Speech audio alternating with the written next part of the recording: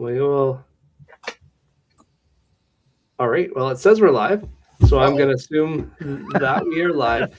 So, and I just got a notification from YouTube here. So yeah, so we are live. Welcome to the Flower and Forge launch party.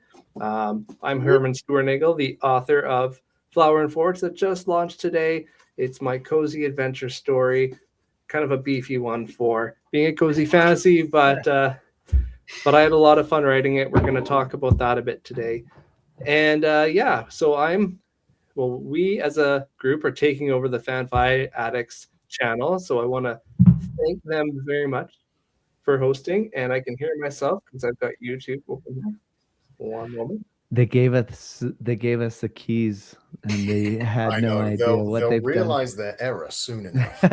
They will. So first of all, I don't know if I should be thanking or apologizing FanFiAddict for letting us take over the channel for the evening, but I want to welcome everyone who is deciding to join us here.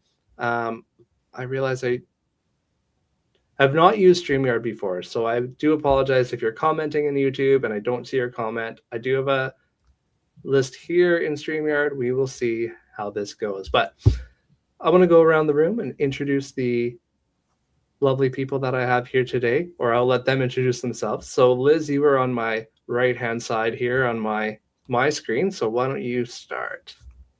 So I'm Liz Delton. I've known Herman for a good couple of years now. We met in real life in 2023, I want to say, in Vegas. Yeah, it was 2 or 3 years ago. It must have been 2. Must have been 2 years ago now. Yeah. And so I write cozy fantasy. I also write epic fantasy, and my most well-known series is the Cozy Cottage series. You can see my shiny book behind me there. The Library at the Edge of the Wood just came out. So I just really like the low stakes vibes. And right now I'm writing epic fantasy, and I just really want to go back to cozy because it's just so dark. Yeah, it's such a nice palette cleanser between those darker books, isn't it? Mm-hmm. And I had the pleasure of designing Herman's special edition cover for his upcoming deluxe Kickstarter. So maybe he can show off that link later. Yes, absolutely. And I'll make sure to have that link somewhere, wherever it lets me put it. Wherever. And if I was more prepared, I would have had that beside me. But I have Liz's book instead, which she also designed. There you go. Yeah, which is also a great book. Yeah. And I think she designed this one too. So we've got. I was gonna say my shiny ones are all over there. I can't reach them. I've got Zach's up there. They're on the top shelf. There are my copies of Zach's. Liz is the shiny champion over here. She is. Yeah. So she helps us Liz all make things shiny. Exactly. Yeah. So Liz did a great job with the Greatest Pub in the Multiverse cover, and we'll grab one here in a second. But yeah, she also did the Flower and Forge special edition cover as well, which I haven't talked a whole lot about on social media because I've been gearing up for the market launch of the ebook, which was today. But the special edition Kickstarter will be running next month, so stay tuned for that as well. Oh yeah. Kickstarter. The Kickstarter train continues, my friends. This is what we do. Exactly. And I think Liz is running one as well around the same time for her next one. So yeah, we're gonna be buddies again. Yeah, which is gonna be great. So there's gonna be no shortage of cozy shiny books, which will be a lot of fun. And speaking of cozy shiny books, Mr. Z.S. Diamanti here. I just wrapped up his own mega campaign, which has just blown the doors off of, I think, any and all shiny cozy Kickstarters. So Zach, why don't you talk a little bit about for those who don't know who you are? I'm coming for Brando Sando's record. You set the bar high. Yeah, I don't think I'll be hitting 42 million anytime soon. But so before Zach, you introduce yourself a little bit. Yeah. I will say that I did invite Brando Sando Brandon Sanderson to come on tonight, but he said, you know what, I'm not gonna come on, but my best buddy Zach is, I'm pretty sure he's gonna come on. He'll be a great person to have on instead of me. He's got more of the charisma and charm than I do. So nice. Fourth pick, guys. I barely made it to the. If Brandon was ready, he would have been here instead. No, of course not. Of course not. Oh, but I kid because Zach posted a very cool picture of himself and Mr. Sanderson the other day. So now they're best friends, but Zach luckily has taken the time to still be here. And celebrate with us. We thank you, Zach. Oh, get out of here, you guys. You guys are turning me red. You guys are ridiculous. They joke because they know I'm like not like that at all. They know it'll mess me up. Well, I'm Z.S. Diamanti. I wrote The Garden, which is you can see it back there somewhere. I got one around here somewhere. There's always several somewhere over here. Here, I knew. Yeah, I was like, there you go. Herman's got me covered. There's always books around here, everywhere, all over the place. And then, of course, Wagons and Wyverns as well. And then the campaign that Herman's talking about is Assassin in the Ale House. And that's the one that nobody has a copy of except for me. Just kidding. No, we just actually finished proofreads the other day, which is awesome. So we got to finalize that book, and we're like, yes, let's go. Now it's all getting ready for the commercial release later in June. But I think I met Herman in 2023 as well at it wasn't Author Nation back then. It was 20 books in Vegas. 50K. That's where I think and somehow we missed each other, Liz. I don't what the heck happened there, but we'll figure it out at some point. But that's where I met him. What happened, Zach? We met the year before. I think Liz and I met at that conference. That was the year that we said, I think, 2 words to each other because I was running the tech room at the time, the audio visual, and I didn't have a lot of spare moments. But I think it was the next year. No, do you want to talk? Might have been the same year because it was 2024 that we hung out the whole week, which was awesome. We more than made up for the year before. So yeah, we definitely we made up for the lost time on the first one around for sure. Which I mean, we had the blast going and hanging out and seeing the big dome and seeing all the robots in there. That was, of course, what do you do with a bunch of sci-fi and fantasy nerds who go and meet a whole bunch of robots? Of course, we came up with all sorts of stories about how they were preparing to take us to their home. Well, they were making jokes for us too. We didn't. Yeah, exactly. Their robotic laugh was something else. So. It still haunts your dreams, I think. I think so. Oh my gosh. Yeah. So and then we'll come back around to some of that. But Peter, we'll give you a chance to introduce yourself here as well. Well, I'm probably the least known of the group. I'm in amongst a great team here. So hello there, everybody. I'm Peter Leppard. Some of you may have heard my voice before and put up with me for a few hours in Zach's wonderful stories within FanFiAddict. And yes, Herman said it earlier, I will be the voice of Flower and Forge, and I cannot wait for you guys to hear the sort of fun that we've been having and the kind of playtime that we've been going on. And then Liz, I've had the pleasure of knowing Liz for all of, how long has the stream been going? 9 minutes and 15 seconds. Yes. Best of friends. Indeed. That's right. Indeed. New best friends. Peter's an easy best friend. I'm just, despite the slappy head, I'm just the guy that never grew up. So. And as fantasy writers and lovers, I don't think any of us likely did. So. That is why we're here. And I was going to say, Peter, you might be, lesser known by sight, but definitely people have heard your voice. You are I think you're a prolific narrator at this point of many different indie author books, because I see your name all over. And was really happy when you agreed to narrate for Flower and Forge. My narrator for the Bartender Between Worlds and Greatest Pub in the Multiverse was fantastic. But as the two main characters are male in this, I decided that it just was a little more fitting to have a male voice to narrate the dual male point of view. So I appreciate you stepping in and jumping in and being so eager to read it. And I'm really looking forward to see your interpretation of it. So, well, the pleasure is all mine. You're getting me going red now. Good gracious day. Well, that's what we're here. Welcome to Blushing Authors and Narrators. Yes. We call this the Rose Garden because of the color of our cheeks. We're all the cozy nerds who are super sweet and we have big hearts. So can't help ourselves. So we're just gonna flatter each other all night long. True. Buckle up, folks. We're gonna gush.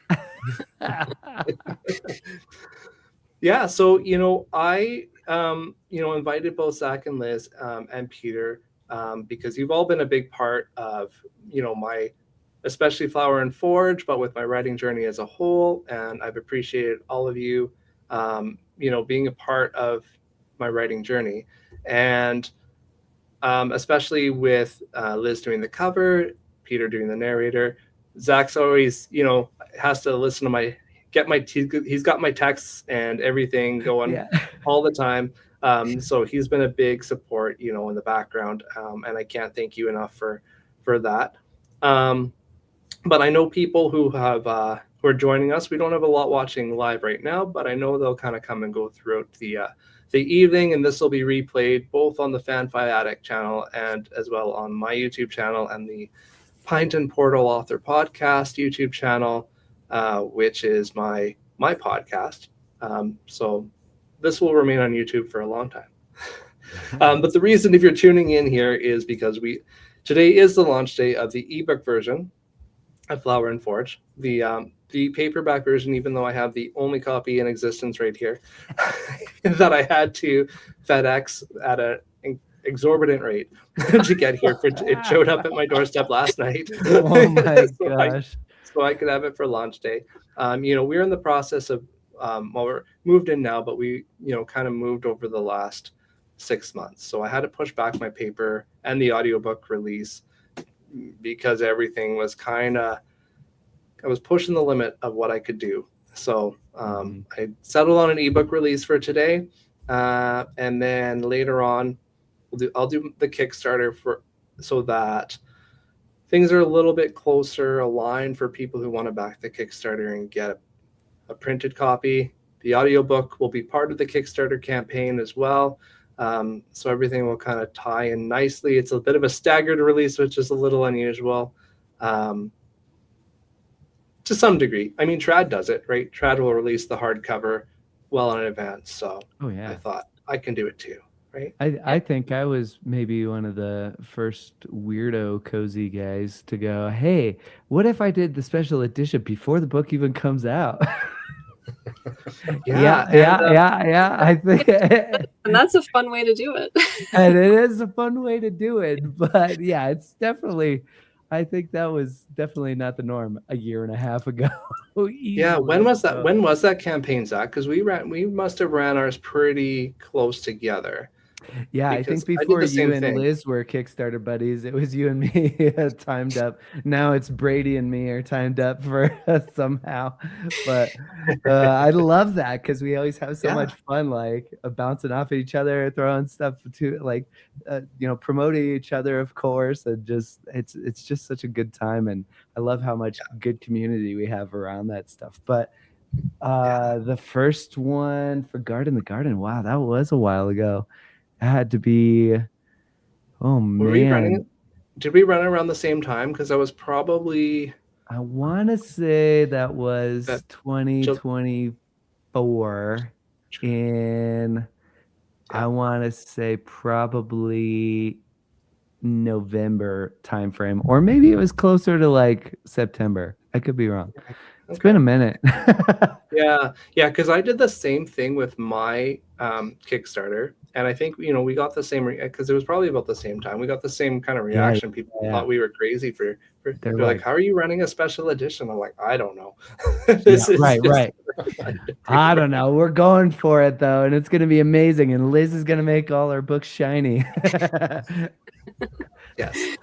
Yeah. And, that first campaign, I had no idea what to expect. And and that was because the Cozy one was your second, or was it your third even campaign at that point? For Garden to Garden, it was my third. Yeah. So I had to run 2 other ones that were both successful, but very, very much like a way smaller scale. And then when we switched over to the, we're gonna do a special edition before the book even comes out. Crazy. It worked great. Yeah, and Liz, you did the same thing with your Witch at the Edge of the Wood, right? Yeah, and that was also my third campaign. It's like we learned something those first 2. Yeah, magic number. My first 2, one was, they were both for previously published books that I was doing special editions for, and then like light bulb that year apparently for these special editions. And I think were like, we're all crazy together. Right? Yeah. And together in our craziness. Yeah. And now I've just been doing more cozy campaigns since. So awesome. Awesome. We've got Max here who's saying hello. I can't see if you're here and you don't say hello. I have no idea if you're here. So feel free to pop in and say hi. Yeah, I gotta ask a question. Can I ask a question? I gotta ask. Of course, you can ask a question. Liz, Peter's like, no, because it'll come back around to him too. But Liz mentioned, she was like, "Oh man, I'm like writing the epic right now, and I just want to go back into cozy right now." I'm like the total opposite right now. I've been dying for some good battles and epic like fight scenes and stuff because I've been in the cozy. For 4 books now, and I'm like, I'm ready to go back to the, battles. But then, Herman, you've been in the cozy trenches right now. I should say, not the cozy trenches, the cozy libraries and the cozy the cozy tea times and stuff for the last little while.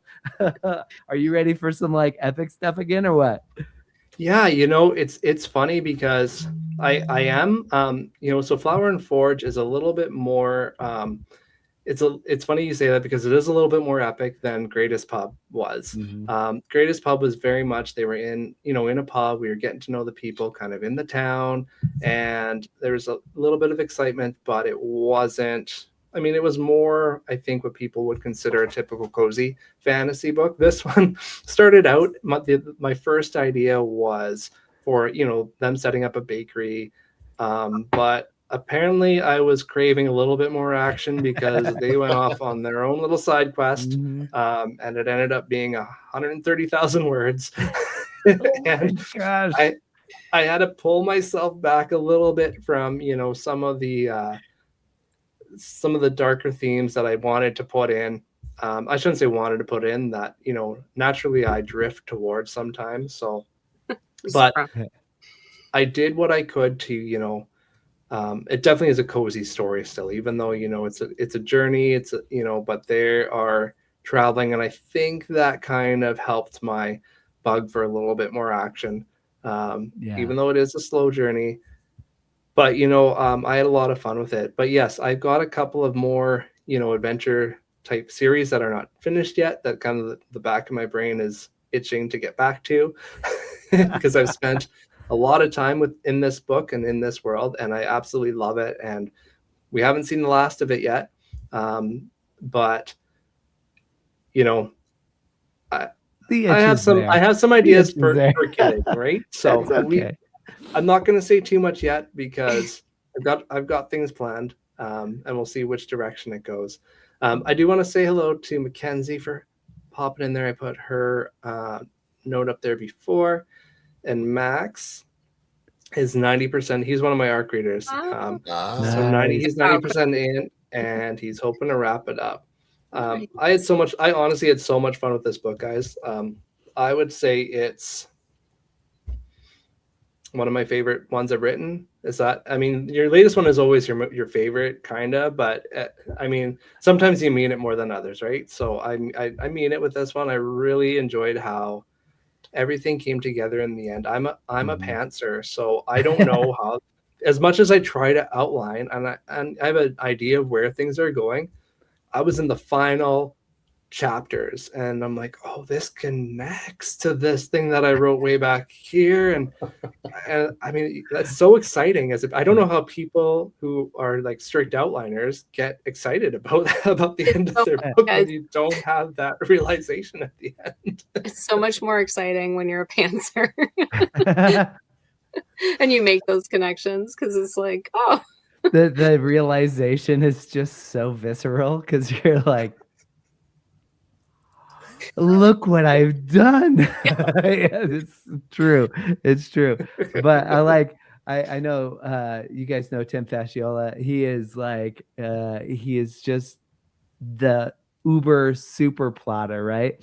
And he and I text and talk all the time as well. And he is just like so hard line. I'm like in between. Like, you guys will go off and pants away. I'm like, okay, no, I need to get things done. So like, I have very strict deadlines and stuff. So I'm like, okay, give me at least something to get me through this, and then I'll pants my way through the rest. It'll be so much fun. But then Tim is like, man, it's like he's got to have everything, and that's just crazy to me. And I think they get the reactions during the plotting process, though, whereas we're kind of discovering it as we're running sometimes. But you know, like, oh, sorry, go ahead, Liz.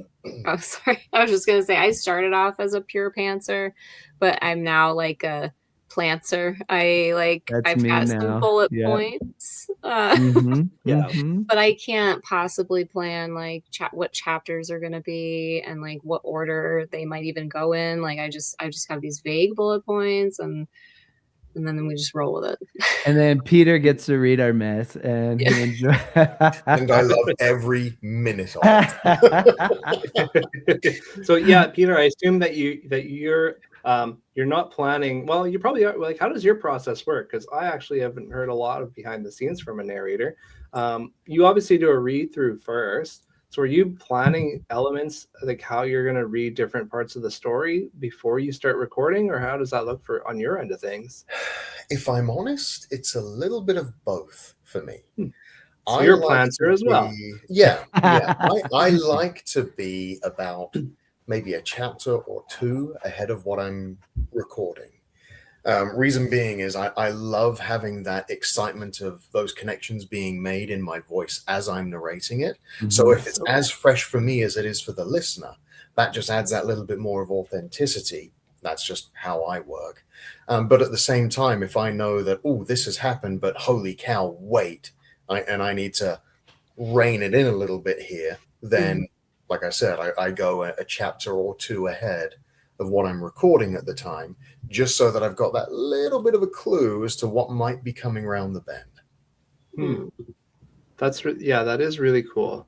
And I appreciate hearing that, because I would have thought that, like, if I were to approach it, I think I would read the whole thing through first. But I like that you're fresh. You know, you're still fresh in the moment, so you know how you're experiencing it. You're not going back, 400 pages and trying to remember the emotion that you first felt when you read it. So that's pretty cool. I remember one time, because we always get as the authors, we always get the raw audio, or most the original edits, right? And I remember one time listening to it had to be one of the early books, like Stone and Tide or something, where Peter was like just outright excited, like, what? Like, it was like, and that was like left in, and I was like, well, we definitely have to cut that out, but that was awesome. That was hilarious. There are times when I come out of the booth, when I come out of the recording booth, either dancing, strutting around on air, or I come out going I need an ice cream, and I need some fuzzy slippers. So that's why you enjoy the cozy fantasy, because there's probably less stressful moments for you in those moments. Oh, I like it all. I like it all. I've had the pleasure of getting to go up into space for Charles Hack and having fun in the Rossiverse with Effie Joe Stock. Like just bring it all. It's so delicious. Just every aspect of it. Give me that sci-fi, give me the cozy, give me the epic, give me the dark fantasy. For those who may have read the Death of the Grinderfish, I had the pleasure of narrating that one as well. A little bit of a darker take. Oh my good gracious me, so much fun. Oh, Max saying something. Here we go. Yeah, Max. So I know what Max is talking about here. I don't know if Zach does. So I don't. He says Herman just sent it to me, guys. So like just sent it to me.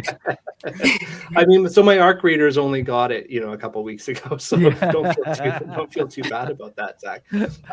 Like I said, this is the only printed copy in existence right now. So,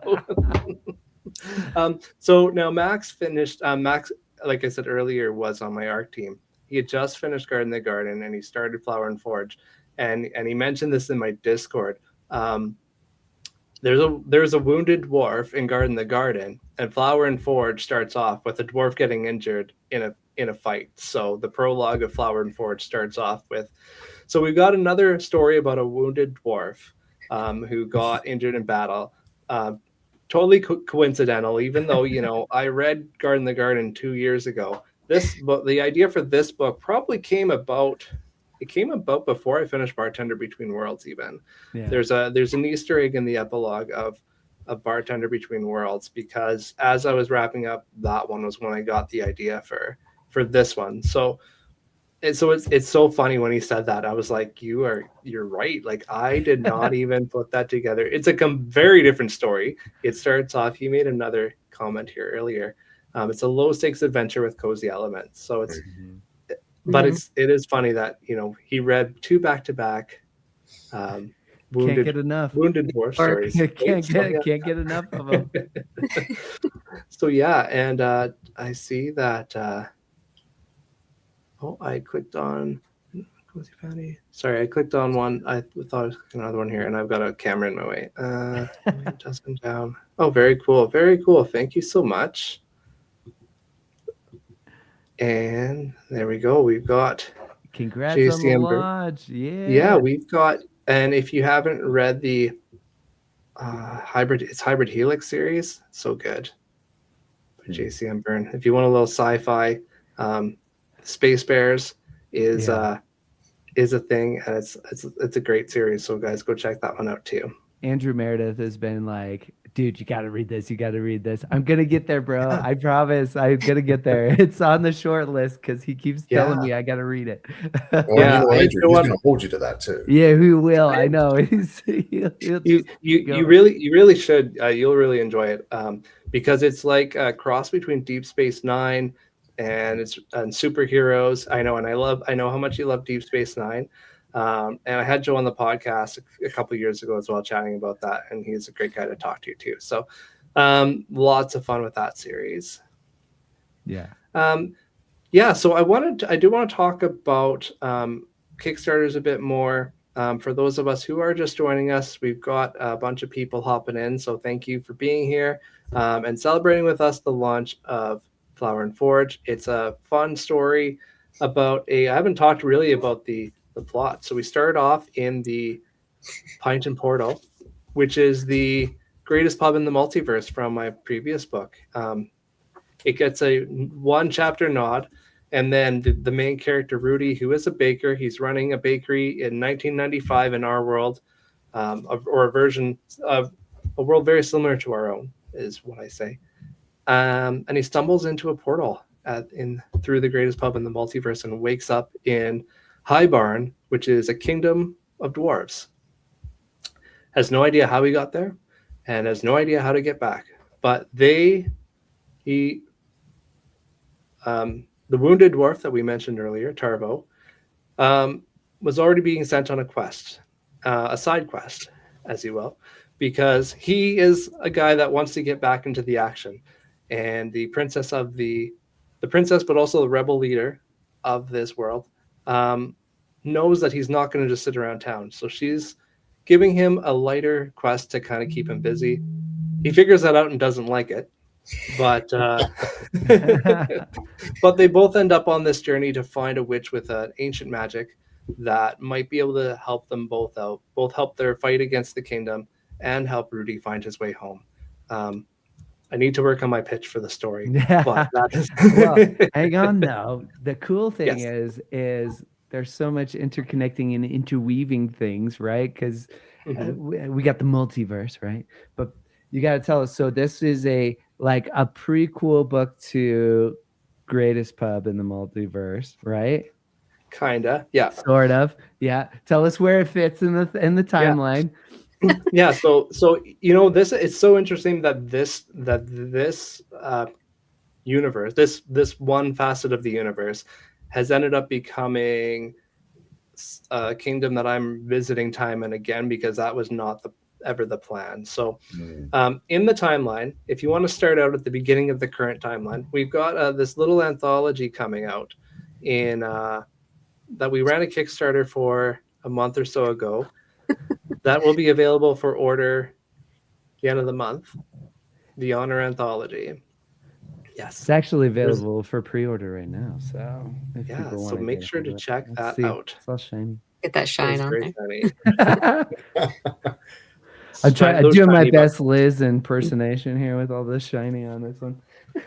So that book, so I have a short story in that is about Tarvo, and it's when Tarvo and Princess Elenia first meet. It is set a couple decades before Flower and Forge. It is basically Tarvo, without giving too much away, Tarvo was fighting for a kingdom. There we go, the Edges of Honor. So the king in this world, in this kingdom, is trying to eradicate magic from High Barn because he perceives it as a threat. Tarvo was once a soldier for the king. He thought he was fighting for a good cause, and at some point he realized that it was not the right team. He was fighting for the wrong team. So he has an existential crisis, and the short story is about him dealing with that moment in his life and his decision and how he's going to proceed forward, because he doesn't want to fight against the people that he was just fighting with, because he built such a strong connection to them. He realizes that he was on that team as well. And so he doesn't want to fight people who were just fighting for the same cause as he was. So it is a short story. It's a long short story. I think I had to trim back words to fit it into the final word as count. did most of the authors, so don't feel bad. Yes. So but it's also a great story. It's a great story, and since I know him from some of the other connections, it was great. So and then the next, so Flower and Forge takes place, like I said, probably dwarves live a long time, so this happens a couple decades after that. 1995 in our world time. So this happens, Greatest Pub happens our time-ish, so 30-ish years before Greatest Pub in the Multiverse. So this is really about the connection of Rudy and Tarvo building their relationship, and kind of Rudy discovering that there's a multiverse that exists. He's discovering where he fits. He feels really stuck in his life. He's made some decisions to kind of get out of his home country of Germany. He's left kind of his past behind. He's moved to a small town in Ireland that I call Quanmore, which extends throughout the Greatest in the Multiverse series. And then but he still feels stuck, and he doesn't know why. He's left his whole life behind, but he still kind of doesn't feel like he is where he needs to be. So this is a story about both him trying to figure out that part of where he's at, as well as Tarvo. He's still wrestling with some of those demons from his past. He is really trying to make up for the wrongs that he had done earlier in his life. And we really kind of see that come to those internal struggles from both of them as they start to connect with a found family of a ragtag team of dwarves as they go on this fun mission, right? So that's the best kind of team of dwarves, a ragtag one, obviously. A ragtag one, exactly, right? And then so Greatest Pub in the Multiverse, which was my last release last year. This one takes place kind of present day, and the setting of this one is basically the points of views are different. Rudy and Tarvo are both in this one. They're older. They're kind of coming in as the mentors to the pub owner in this one. The new pub owner, because his father had recently passed away. So James Sullivan is the main character, one of the two main characters. There's also Emma, who is a bartender from a different portal, but he finds out that the pub he's inherited has a speakeasy that's connected to the multiverse. So obviously one of the worlds that is connected to this pub is High Barn, the world that we're introduced more in Flower and Forge. So, and yeah, we see in Greatest Pub, we kind of see a bit of the future of High Barn, which isn't so cozy. So there might be less cozy tales coming from this kingdom. But I tried to incorporate a little bit of foreshadowing as well, because I realized that if you read this and connect the dots, you might get a little concerned about what's going to happen to these characters in the future. But there is hope for them. So, and we've got Joe here saying that his first fiction was about a ragtag team of dwarves. Is that published, Joe? I would like to read that. Let's go. And he's also saying that he has to send Andrew a check for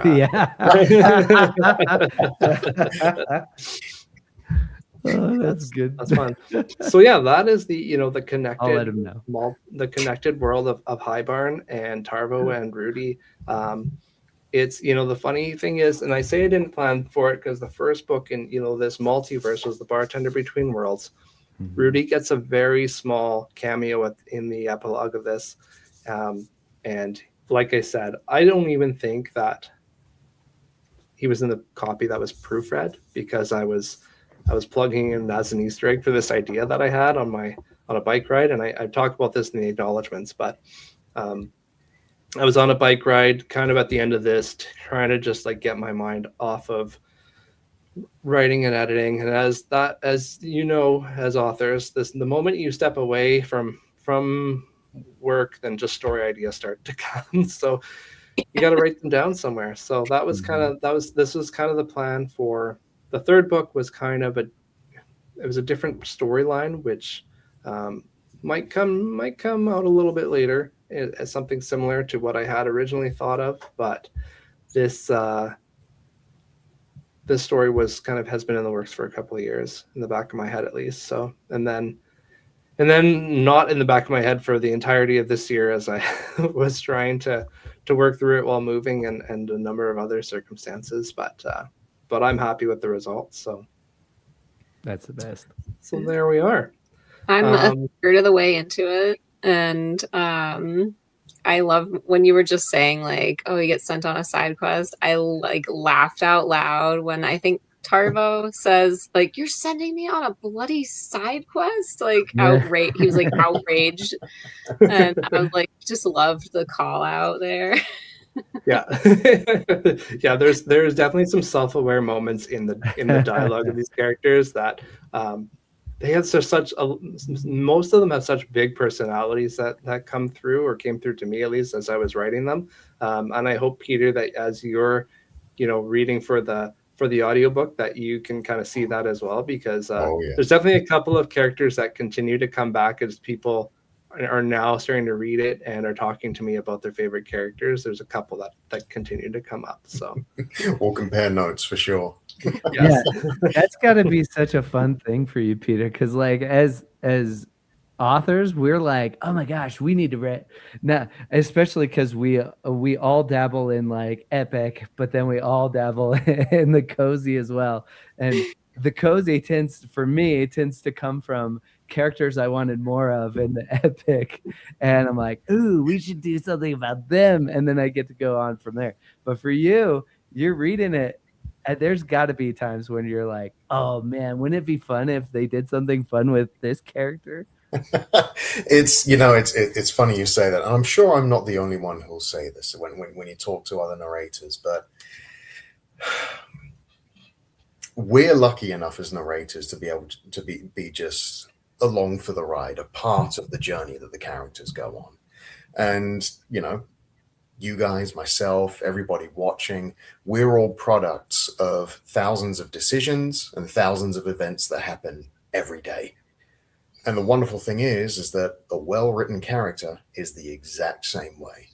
So if I had a thought of, let's say with Torvo, or let's say with Huskull Burn, hey, wouldn't it be fun if a lot of the times maybe there's a little bit of a possibility where in some unwritten opportunity that happened, you know? So and again, myself and any narrator, we're just lucky enough to just kind of go along for the ride with the characters and to take little lessons from every one of them that we get to bring voice to and apply them to our own little slice of reality, you know? Yeah. Okay. But do you also like as you're reading, you're like, oh, I gotta get this voice really good because maybe there might be something extra later for this character. Maybe.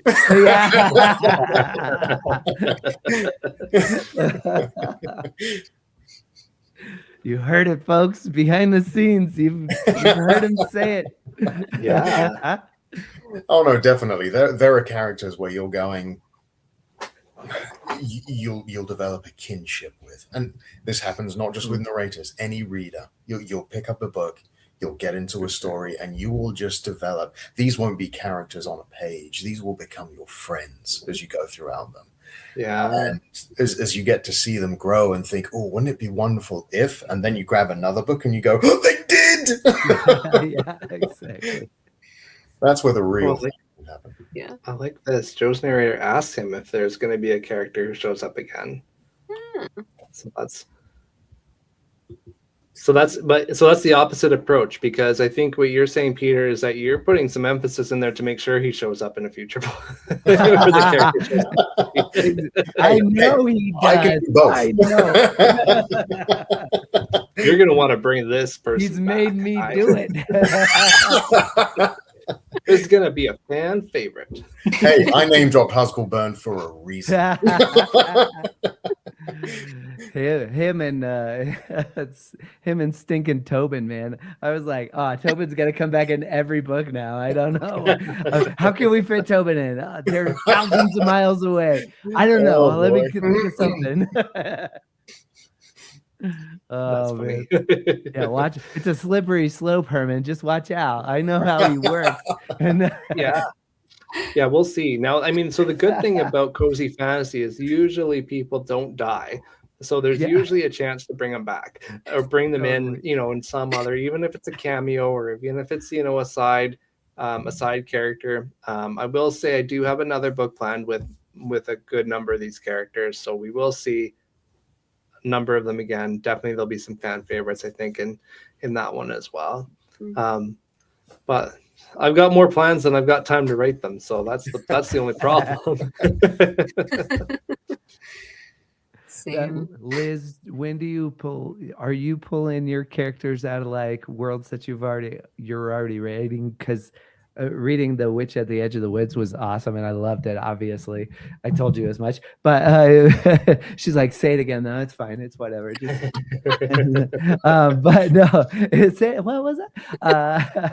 No, but it was awesome. And I was thinking, I was like, are some of these characters, because of course I've got a story from you in the Honor Anthology as well, which was just awesome as well. And I'm thinking, man, are some of these things connected to Liz's other like epic stuff? Because that would be insane. I wish. The Witch one started off as a short story for another anthology, and I was like obsessed with it once I finished with it. And I just completely, like, it wasn't connected to anything. I just made everything up. It was purely pantsed. And then I expanded it into a novella. And then, so in that world of The Witch at the Edge of the Wood is a magical cottage. And so now the cottage appears in each of the books, but it's like 100 years, like separated in time. So like someone else lives there. Which is kind of fun. Like me and Herman kind of have a bit of a thing going on there because you've got the pub that appears. Right, yeah. I've got a cottage, so. Yeah, and we've got wounded dwarves. Look at us all go. We're all connected. Yes. And Peter's starting to narrate everybody. Yeah, and Zach, you kind of done the opposite, I think, of what I've done, in that, you kind of took Finlestia, which was your world for Stone and Sky, and you're bringing your cozy stories into that world. Are all of your cozies going to be in Finlestia? I guess I know Girl the Garden and Wagons and Wyverns. Where are the rest of them? Yeah, is Assassins and. Yep, Assassin and the Ale House is in the same world. Yeah. It's actually about an elven assassin named Haskell Byrne, who actually is not well liked. Actually, people like him as a character because they think he's really interesting and dynamic, but he's also a villain in the Stone and Sky series. So there's some love-hate going on there, and so definitely. Yeah. And then of course I'm working on Mages and Mayhem right now, which I just got the cover art back for. Liz has seen it. I'm working on yours. It's legit. Right working on some shiny. She's shinifying it. I gotta bust out my iPad because I'm gonna draw you some custom items. So. Cool. I always love like Liz adds some custom stuff. I'll throw here's a couple of little ink drawings I've done for the inside, and so it comes together as this really beautiful conglomeration. That's got an artistic talent. You can draw really well. Yeah, I'm not good at realism, so I'm very impressed. Well, do you do your maps still, Zach? Are you? Yes, you're doing some maps, right? Yeah. So I did the entire Finlestia map, and it's going to get bigger, so I will have to draw more of the Finlestia map at some point. Here I go again. Yeah, right. Shucks. I can't say much more about that yet, but that's a whole other thing. But yes, the world of Finlestia has just continued to grow and grow. And yes, I have obviously Mages and Mayhem as well that I gotta finish writing for later in the year, because that one is in Finlestia as well. But I don't. It is a weird thing where I have thoughts about other ways to incorporate maybe some other genres into Finlestia as well, but that's a whole other thing. Now where I'm at now, there's so many things in the works and so many moving pieces. Peter knows now that, because when we originally started this, the audiobooks were still indie, and now they're the audiobooks for the Cozy Fantasy series are with Simon Maverick, and that's a whole different process. And so we're always giddy texting about, how's that process going? What's going on? And so obviously there's so many different moving pieces now. So I will say that not everything I have planned is technically for Finlestia. But it's possible that I could connect them in ways that are super, super deep. Yeah. Well, that's, so I asked because, when I said, we kind of approached it the opposite, because I started, this multiverse with Cozy, Greatest Pop, even though it's the second book, this is the kind of the center, right? Of what the multiverse is going to be here, because everything else that I think I write, at least for the foreseeable future, except for maybe one project that I need to finish, is kind of spoken off of this. And I think even my first series, which I'm in the process of reworking a little bit, is going to be connected to this in some way, even if it's just in a Cosmere Easter egg kind of way, right? All portals lead. Yeah, right. Because it's a multiverse, I can pretty much do whatever I want, but I can drop in little, fan Easter eggs throughout multiple series, because the first series I wrote actually connects kind of quite well to the magic system that I've started to develop here. Even though that series is not as well known. We're gonna tweak that a little bit and make it kind of even fit a little bit better, I won't talk too much about that yet, but that's a project that's coming down the pipe as well. The only one I have that I don't, unless it's like somebody's headcanon that somehow it does, my sci-fi series, I don't think is probably going to be the only one that's not connected. There'll be a portal no on a space station, right? Somewhere. Yeah, maybe there's a wormhole, right? Maybe there doesn't have to be magic. Maybe there's going to be but it's also like based in our solar system as well. It's not faster than light travel, so it's going to be a little harder to bring that one in. Hard to bring the Deep Space Nine wormhole situation. It is, because I think it would destroy our solar system if I brought a wormhole that close. That would not be very cozy, guys. That's a little destruction a month. I mean, let's just. Maybe I could have a short story or something that connects it. That's some a different set of characters or something. It would be a lot of fun, but I don't need any more ideas. Guys, stop. Well, technically, if it's in our solar system, that means Ireland is still on That's the planet, which means true. technically It could just be another. It could be a parallel. Hang on. I'm getting a list. Let me just. We gotta. Hey, how did you get my plan list for the next? 10 He's got it written in a scroll. This is my 10-year plan. Fantasy authors, of course. There won't be any obvious ties in that series. I do have 2 more books in that series, and it's a very more realistic type of story than the rest of my stories. So it's more just, I hear dystopia is making a comeback though, so that might be the one I start to pull back out of the TikTok closet and start pushing that one again, because it is very dystopian tale. So nice. But yeah, I love the idea of having a central world that you can kind of pull your readers, even readers that maybe aren't necessarily always want, because not all readers want to read cozy all the time, and not all readers want to read epic fantasy all the time. People like that. Not all writers want to do that either. Exactly, right? So I think having that flexibility to pull different stories through the same world gives readers a tie that want to read all of your books, but you have different entry points where they can start and not necessarily have to read 30 books to understand what's happening. So Liz, are any of your series connected, even if it's in a kind of a loose way, or are your series all very separate? They're all disconnected, because I like the idea of having them all connected some way in a story world, but I can't do it because I like to change up the magic mechanics, or I mean that's usually the reason. Yeah, that's fair. She's like, I want to change the rules of the game, guys. I want to play a different game. That's why our multiverse comes in so handy. Yeah, you're right. So my Cozy Cottage series has wish magic. So it's a very hard sort of a magic system.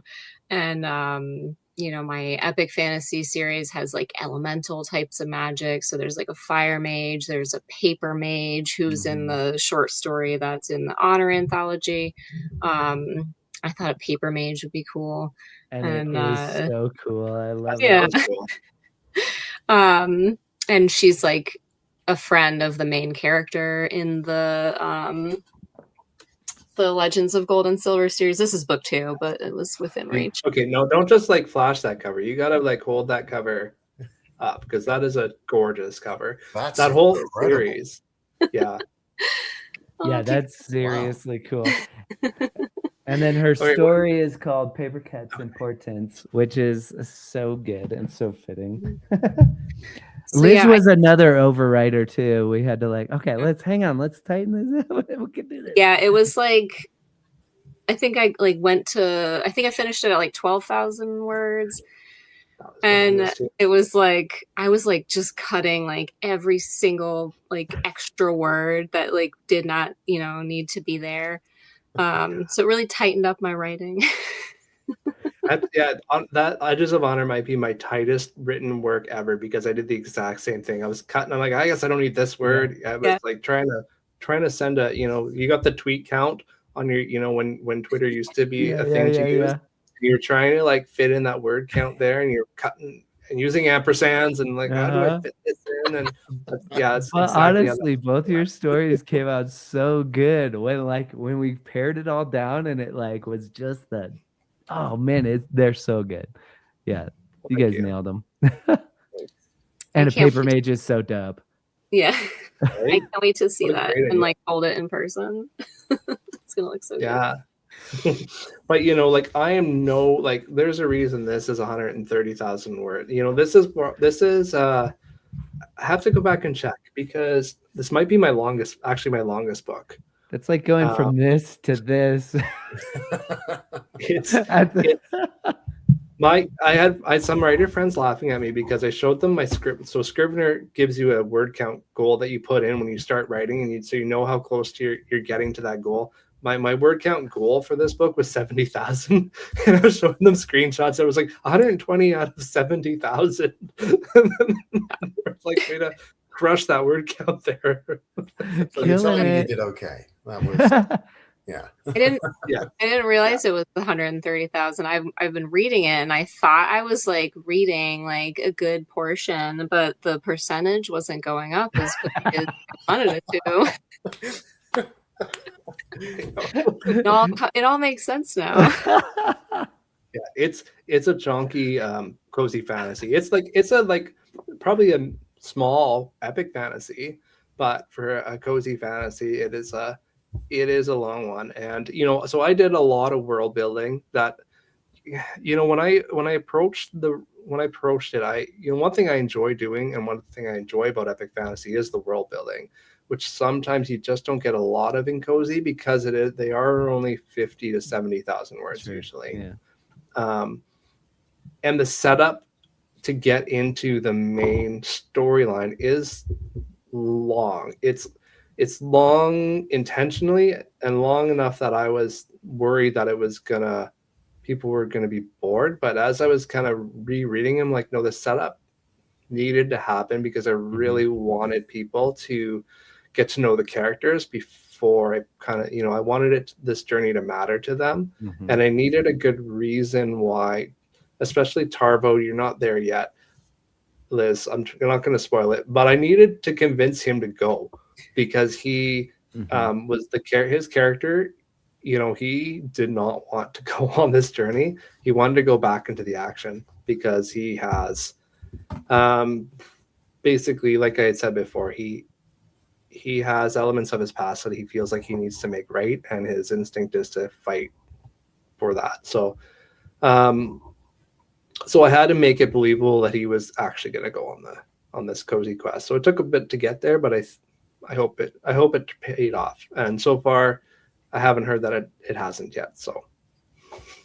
And I think that's gonna be an interesting problem you're gonna have every time. A problem that you're gonna have every time, because the multiverse, you're gonna be like, well, now I have to introduce this new world. And why do all my cozies end up so long? What is wrong with me?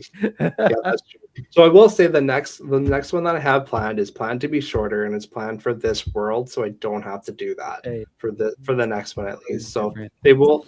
They're not all gonna. I hope to do another cozy adventure, because this was a lot of fun.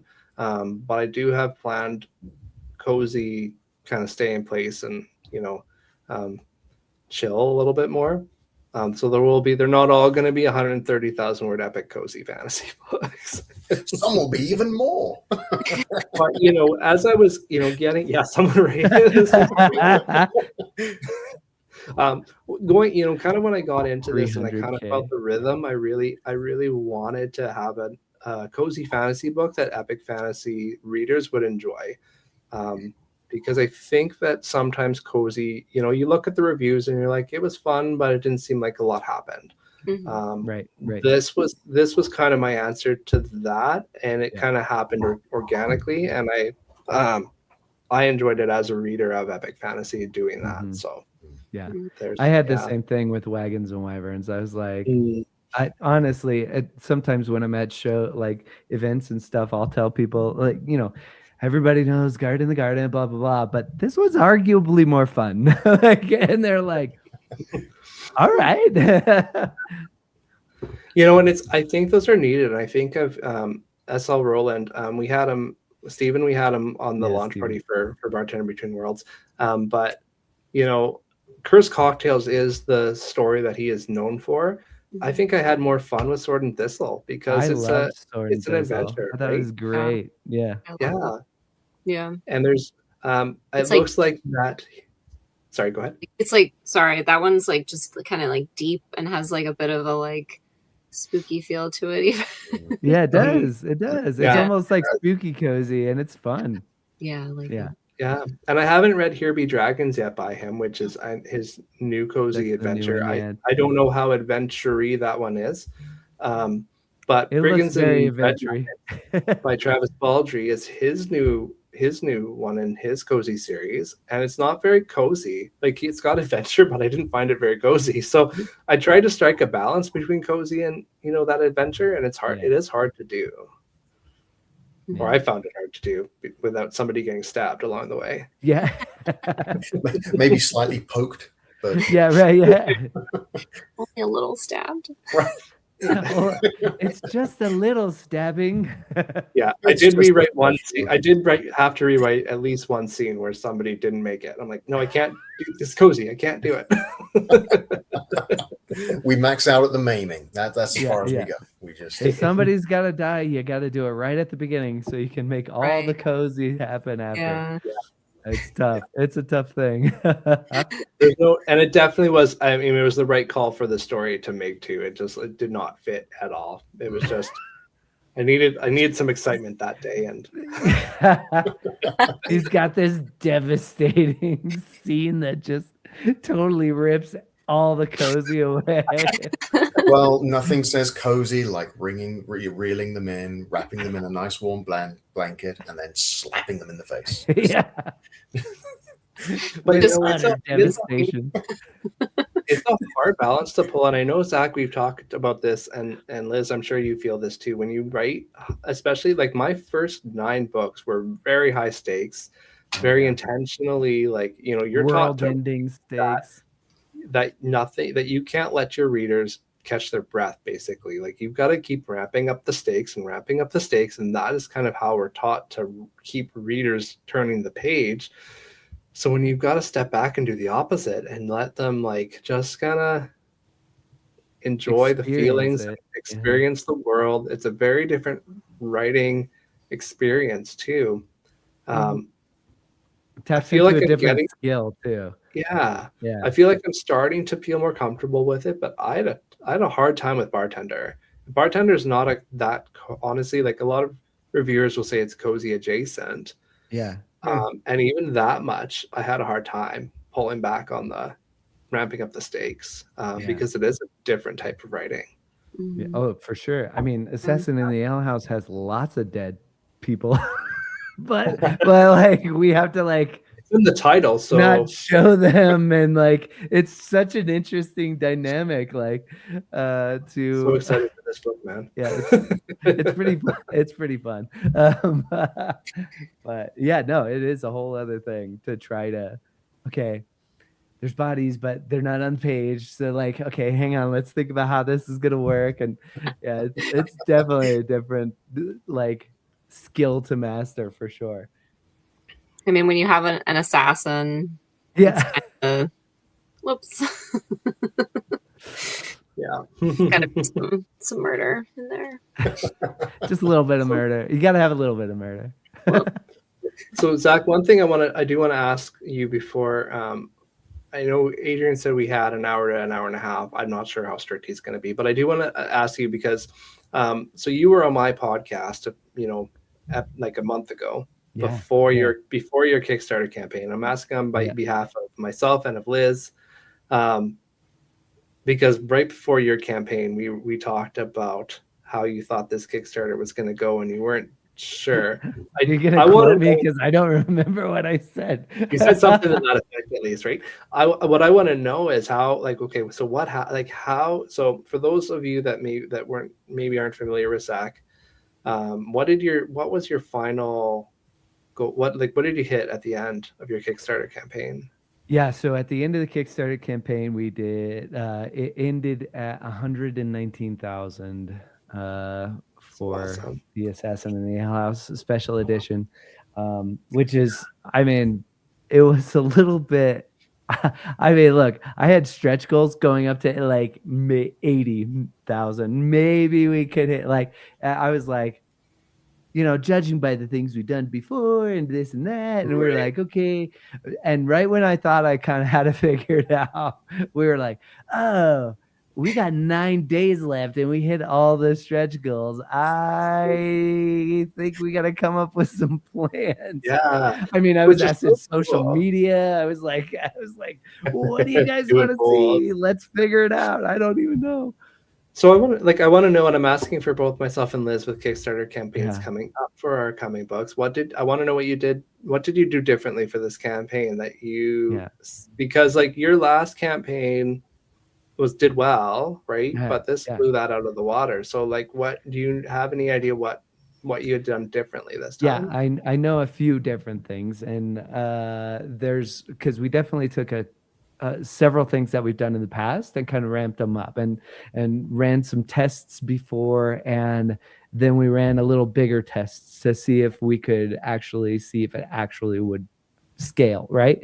And so one thing that we did this time was we had this time around I was promoting not just Assassin in the Ale House special edition, but also Wagons Wyverns special edition and also Guard in the Garden special edition. So we had these 3 different shiny covers that were getting promoted. So there was people wouldn't automatically think, oh, I already saw this video, right? And so there was a lot more rotation of videos going through the thing. And we also had we were also promoting it like every day on social media, which was not something that we did on previous campaigns as well. On top of that, I have an ads manager now, which is fantastic. And we've been working together since last year in the fall. And during the Kickstarter for the Honor Anthology, yay, this pretty shiny thing, with all the beautiful pictures and all the things. We actually learned quite a bit by testing some ads during this campaign. And then this time around, we actually, for Assassin in the Ale House, we were like, okay, I think we got a good idea of how this can work. So let's try to run an ads campaign again during this Kickstarter. And we did, and it was like, it way outperformed what we were expecting. Really? And so we were like, okay, hang on now. We're going to have to look at this again for the next one because we were not expecting that, right? So it'll be interesting to see. It's one of those things where it's always hard to, like, you test and you test and you test and you get data and you go, okay, I think this is how it's going to go. But then sometimes, man, like, it just does way more than you ever expected. And so I don't know. I really don't know how it's going to go on the next one, but we're congratulations on a great campaign though. Like, I mean, like I said, I asked it selfishly because I know, like, I've got a campaign coming up. I know Liz does. And I mean, obviously, I have nothing to complain about with how my Kickstarters have gone, but but that, you want to obviously reach as many people as possible and get them. And you always want to improve, right? And you always want to get more books out to people who are going to read them and love them. Right? And exactly. Yeah. Do you have any? Liz, do you have Kickstarter questions for any? For anybody, for any of us? I don't know. No, I was like thinking about that advice Zach was giving because I'm about to run like a third standalone. So I'm really excited to do that and like promote another shiny book, but maybe I'll be promoting all 3. I think for all of us, because I mean, for the same for me, this is my third standalone, right? Like they're connected, but you don't have to read any of them in order. And that's not something because you're thinking of promoting the new one, right? But yeah, there's a whole audience that didn't see the first Kickstarter that would maybe Bartender Between Worlds. It's a catchy, like one thing, it is a catchy title. It catches a lot of people's attention. So, but I wouldn't have thought about re-promoting that one because of course it's going to be part of the Kickstarter too. Well, plus you might have people who have become fans since that first Kickstarter and love it. And they're like, oh, well, I want the special one now. And so that's a whole other demographic, right? That is really interesting. So that was a big difference that we did this time around for sure. I love the like cozy fantasy thing that like us and then other people are doing where it's standalone set in the world. The three of us, we got SL Roland with his standalone. Like, I just love that you can just pick up one, because like sometimes I don't like getting committed to a whole series, she says with her dungeon crawler car. Her stack of because sometimes it's nice to just like there's no pressure to have standalone. But then if you like, oh, there's another one, great. Like, but it's not like a pressure thing. Like you have to like read otherwise you're gonna miss out, right? Yeah. But it's also for a writer though too. That's the reason mine are standalones is because I have 2 unfinished series and I wasn't going to start another one, but I needed a break from the ones I was writing. So that's where Bartender came from. So, I kind of committed to not starting a new series until I have my other 2 wrapped up. So